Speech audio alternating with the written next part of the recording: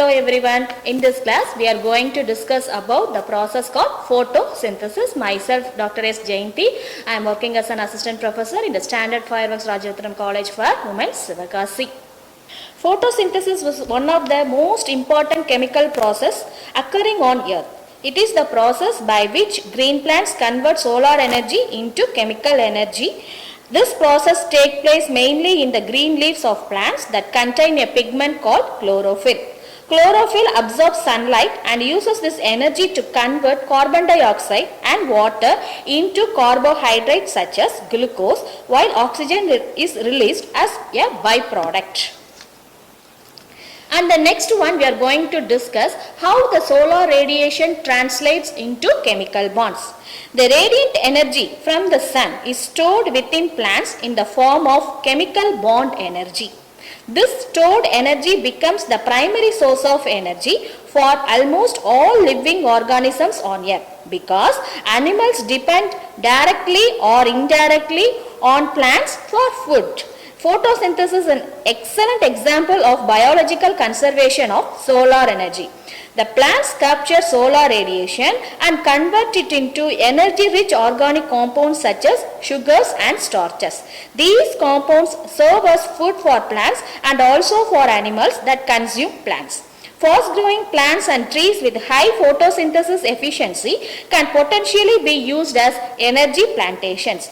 These plantations can produce large amounts of biomass that can be burned to produce steam and electricity in thermal power stations. Thus, photosynthesis plays an important role in renewable energy production.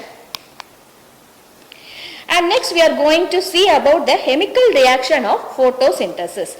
The overall reaction of photosynthesis can be represented as CO2 plus H2O gives C6H12O6 plus 6H2O plus 6O2.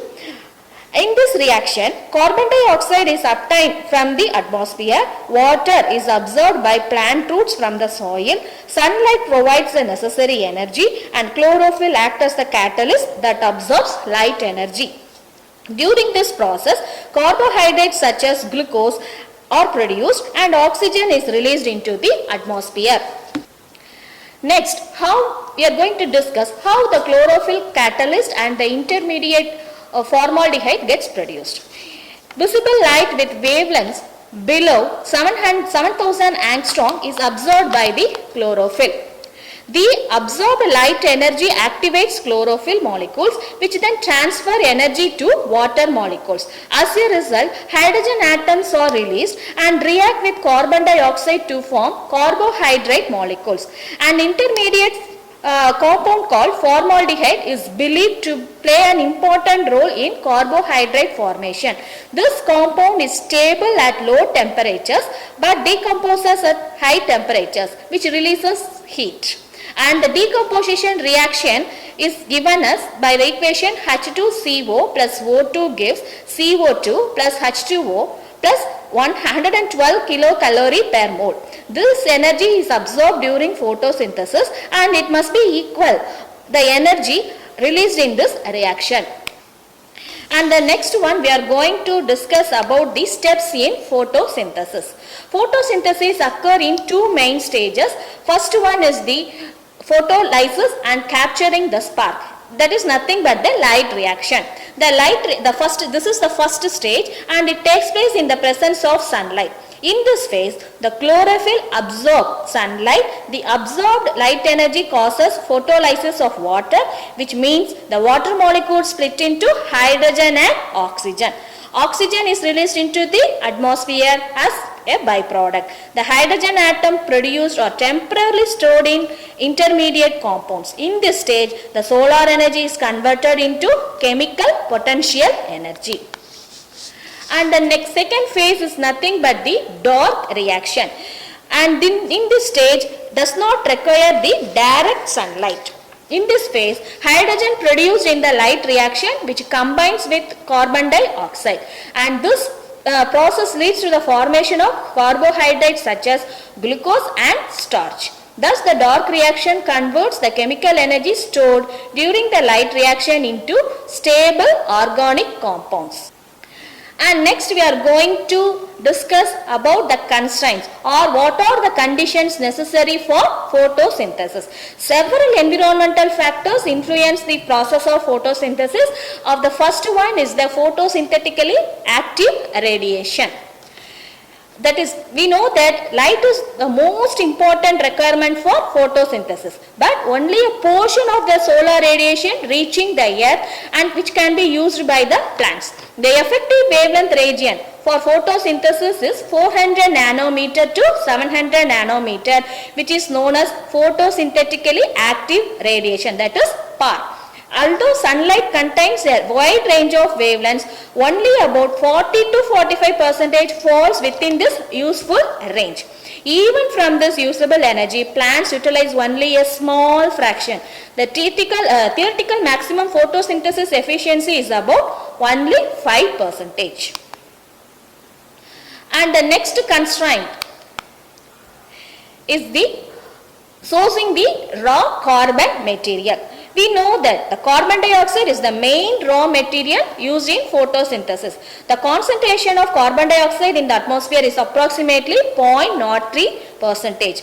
Increasing the carbon dioxide concentration artificially can increase the yield of crops to a certain limit. And the sources of carbon dioxide include the respiration of animals, combustion of fuels, decomposition of organic matter by bacteria, and the oceans which releases dissolved carbon dioxide. These sources help maintain the carbon cycle in nature.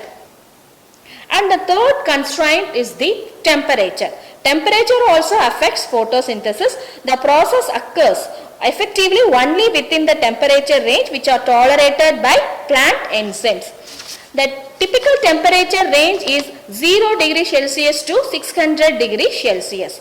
The photochemical reactions of photosynthesis are not strongly affected by temperature. However, the biochemical reaction controlled by enzymes are highly sensitive to temperature changes. Therefore, extremely high or extremely low temperature can reduce the rate of photosynthesis. And the next one is the photosynthetic efficiency. Photosynthetic efficiency refers to the fraction of solar energy that is converted into chemical energy during photosynthesis. The efficiency can be estimated using the following energy distribution as shown in the graph. The total solar energy received at Earth's surface is 100% and the photosynthetically active radiation available is 50%. The energy lost due to reflection and transmission from leaf surfaces 10%, that is approximately 9.2%, and the net energy available for photosynthesis is 40%. Out of this net available energy, only about 23% is converted into carbon fixation. However, approximately 40% of this fixed energy is lost due to respiration, which is the reverse process of photosynthesis. Therefore, the final net trapped energy is 5.52%. Thus, the maximum photosynthetic efficiency under ideal condition is about 5.52% of the total solar energy. And next one we are going to discuss about cultivating biomass for renewable power.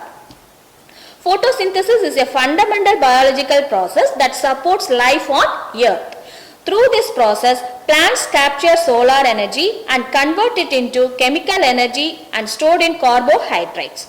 This energy becomes the primary source of food for plants and animals. Under optimal conditions, plants such as algae can produce large amounts of carbohydrates, and these algae can be grown in ponds or tubes which are harvested, dried and burned to generate heat and electricity. And the next one is how to maintain the ecological balance. Photosynthesis also plays an essential role in maintaining the oxygen-carbon dioxide balance in the atmosphere. It helps reduce atmospheric carbon dioxide and releases oxygen required for respiration.